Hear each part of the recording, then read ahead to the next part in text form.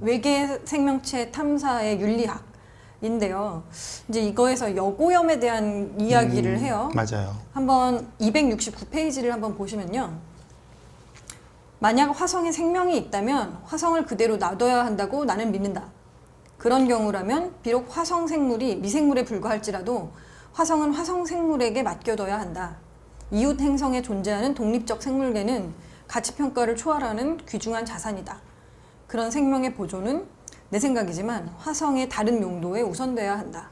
라고 얘기를 하는 거예요. 그러니까 우리가 거기 가서 오염을 시킬 수 있다는 거죠. 만약에 생명체에 그런 게 있다면. 이제 지금 무인 탐사선들은 가가지고 뭔가 탐사를 그냥 하고 있다고 치는데, 물론 거기서 이제 미생물을 데리고 오거나 아니면 여기서 간 사람들로부터 얻어진 미생물 때문에 거기가 초토화되거나 약간 이런 게 너무 걱정인 거인 거죠. 그렇죠. 맞아요. 여기 보면 이제 뭐 271페이지 정도에 보면 이제 인간이 가서 살 수 있게 지구화로 바꾸는 테라포밍에 대한 얘기도 있잖아요. 그렇게 바꾸는 게 인간한테는 필요성이 있는 거겠지만 만약에 화성에 뭔가가 있었는데 우리가 모르는 어떤 생명체들이 되게 커다랗게 영향을 받는 거가 바람직한가? 이런 고민인 것 같아요. 맞아요. 그래서 그 테라포밍 같은 게 이제 지구화라고 네. 번역할 수 있잖아요. 그런 것들은 뭐 상당히 폐기된 개념이에요. 현대적으로는. 그게 공학적으로도 가능할지 우리가 확실히 알 수도 없고 실효적으로도 모르겠고 네. 그다음에 윤리적이나 이런 것도 걸리는 거잖아요. 근데 이 부분도 사실은 칼 세이건 박사학위 논문의 한 챕터가 이 문제예요. 그러니까 이거는 이제 어떤 거냐면 네. 달에 어떤 박테리아나 미생물 같은 거나 유기화합물이 있을 수 있을까에 대한 탐구를 해요. 네. 그렇게 하는 우주생물학을 태동시킨 논문 중에 하나인데, 그렇게 하다 보니까 지금 똑같은 문제 제기를 한 거예요. 우리가 탐사선을 보내서 오염시켰을 수도 있고, 네. 그러니까 그런 문제들을 굉장히 신중하게 생각하고 해야 된다고 이미 알고 있었던 거죠. 근데 사실은 미국과 소련이 경쟁을 하는, 지금도 그렇지만 우주 탐사, 우주 개발 이런 것들이 굉장히 기밀에 속하는 거잖아요. 네. 그러니까 한 나라에서 다른 나라를 검증할 수도 없고, 너희들 뭐 이거 굉장히 잘 이렇게 박테리아 같은 거 여기서 멸균시켜가지고 보내야 되는 이런 거 검증을, 상호 검증도 못 하잖아요. 네. 하라고 촉구는 하죠. 네. 그러다 보니까 지금 수많은 탐사선들이 갔는데 이게 이미 오염시켰을 수도 있는 거예요. 그러니까요. 그런 걱정들을 많이 하죠. 그러면 이제 각각에서 우리는 충분히 잘하고 있어 이렇게 말만 하는 거지 검증하도록 내버려 두질 않잖아요. 네. 그래서 그런 걱정들이 되게 많아요. 그래서 몇 가지 예가 있는데, 아폴로 11호에서 사람들이 착륙을 해가지고 가기 전에 네. 이미 무인 탐사선들도 몇 개가 갔었거든요. 네. 그럼 거기다 실험 장치도 달에다가 해놓고 왔어요. 그걸 아폴로 11호, 12호 이렇게 가면서 거기 갔던 사람들이 장비를 수거해 왔어요. 그 전에 이제 거기 무슨 뭘 재는 것, 무인 탐사선에 붙어 있던 거를 네. 갖고 왔는데, 거기서 박테리아가 발견된 거예요. 그게 가져간 건지 거기에 있는 걸 묻어온 건지를 알 수 없는 거죠. 분석을 해봤더니 네. DNA 구조랑 이거 분석하면 알잖아요. 그럼 네. 지구에서 묻어간 거예요. 이미. 그래서 그때 이제 난리가 났죠.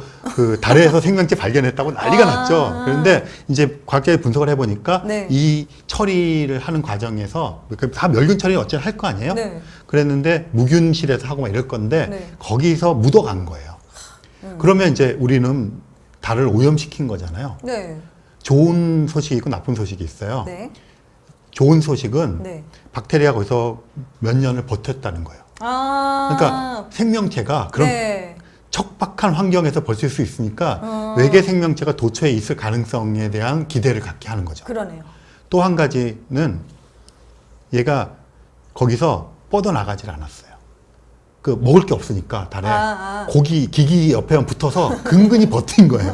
네. 그래서 오염시키지 않은 거는 다행이고 생명체가 존재한다 하더라도 이게 퍼져나가는 데 제약이 있는 거예요. 지구에 적합화되어 있는 얘기. 그러니까 그건 별로 안 좋은 소식이죠. 네. 그렇게 되어 있는 거. 그런 사건이 있었고요. 러시아에서 탐사선을 화성에 보내는데, 화성 위성 탐사선을 보내는데 네. 지구에 있는 박테리아를 거기다가 넣어서 아하. 그래서 막 반대하고 네. 혹시라도 추락하면, 얘는 궤도만 돌고 오겠다고 했는데 네. 추락할 수도 있잖아요. 그렇죠. 그래서 막 반대했는데 그냥 가다가 실패했어요. 아, 그래가지고 논쟁이 없어져 버렸어요. 그냥 폭발을 갖다 네, 놨나요? 그래서 미국 나사에서는 지금 화성에서 생명보호구역을 설정해놨어요. 그러니까 지금까지의 결과를 봐서 요 분지에는 박테리아나 뭐 있을 것 같고 옛날에 물이 흘러던 흔적이 있잖아요. 그 구역을 마치 뭐 천연 무슨 보호구역처럼 보호구역 설정을 했어요. 네. 물론 지금은 누구도 접근할 수 없죠. 기기도 없으니까.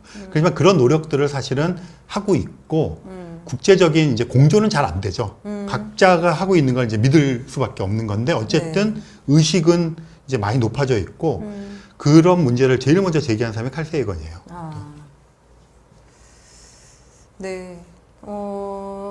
그쵸. 이웃 행성에 생명체가 있어도 반갑고 있어도 걱정이고 뭐 이런 거잖아요. 네, 그리고 이제 회의적인 과학자는 이미 글렀다. 네. 그런데 이제 텀프에서 거봐 달에도 이렇게 퍼지지 않았잖아. 뭐 이러고 이제 있어서 네. 이게 애매해지는 게 그 전에 갔던 탐사선도 네.